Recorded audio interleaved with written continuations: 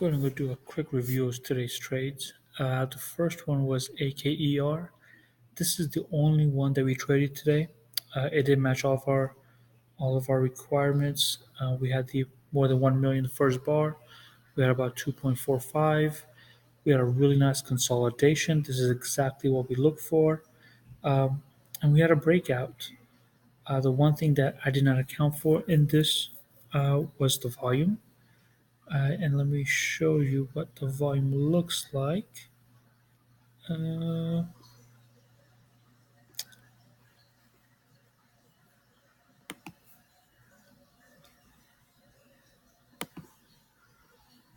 so as you can see, the volume at the breakout was a lot less than the first 5 minutes. Usually, when you have a breakout, the volume is higher or it's getting higher to that point, and then it goes ahead and it completes the movement upwards. The second one, I failed to notice, or I did see it, I just didn't think too much of it, was the built-in resistance right over here. So when you have this right here, um, that just adds a whole new level of resistance. So usually the ones that we look at are new day highs, have been up more than any time in the past 2, 3, 4, 5 days or even months. This one, since it has been moving up in the past, had already had this resistance line, and I think if you go further back, you could see that it is a pretty well defined one, as we can see right here, right over here. Um, and in the past, this is actually the second. So even on the second, this was a pretty good bounce off point um, for this stock. I think if I can probably show something to the,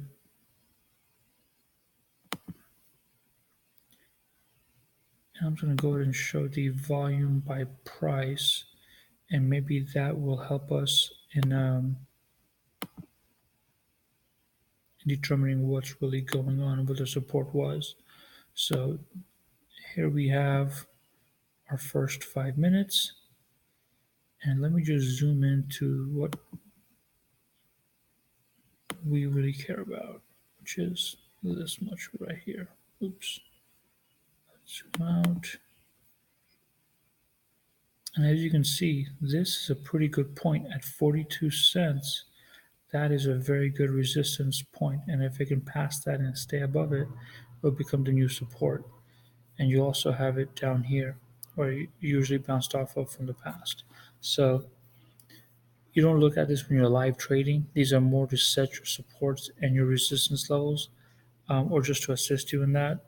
But the main driver for this one, the main takeaway was that the volume was not there at the breakout. That's one thing that um, is key. And if you look at the past video called Fibonacci Trading, that's the one thing we saw in all of them, was that the volume breakout, when it broke to the one line, there was a nice volume breakout that took it to the next level. And this was about a roughly I think a 7 to 10% trade. The second stock that had a more than 1 million volume in the first 5 minutes was CHK. This is a relatively um, decent mover. It always really moves within the ranges. As you can see, the first 5 minutes we had 2 million volume, and again, this includes pre-market volume. And then we had the breakout immediately after that. Actually, let me make sure I have my lines correct here. Highest 309. Yeah, and we'll just make sure it's at 309. Yep. So it immediately breaks out and hits the goal. The goal was not that much. We're talking about 17 cents. So you're looking at about a 2% goal. This is not even worth my time trading. Excuse me. And because it broke out, it hit the goal so quickly, um, we would not even have had time to buy and sell the stock. Another one that showed up on the trading scan. It does not did not have the 1 million volume. I just want to show another view of what what to basically look for. This one we would not have bought again because it was so quick, but it's a great example to show that a lot of these stocks do move in these cycles. So you do have it breaking through, coming back to the support, um, hanging around between these two lines, and then at the end, pretty much hanging around at 680.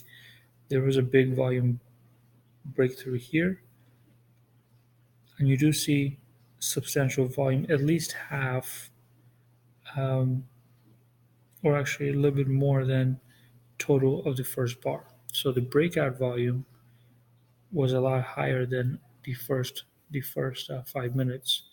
And then when you compare this one, the first 5 minutes, the breakout volume was very similar and almost close to it. And then you compare that to AKER, and let me clear these drawing lines or these indicators. And we can draw Fibonacci again.